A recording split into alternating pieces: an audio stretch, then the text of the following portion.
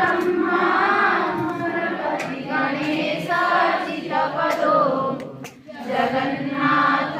स्वामी नयन पथगामी भवतु मे बुधे सर्वे वेणु शिरसि सिद्धिपीठं कटितटे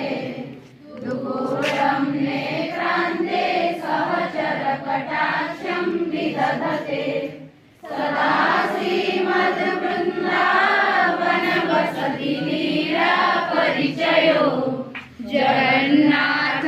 स्वामी नयन पथगामी भवतु मे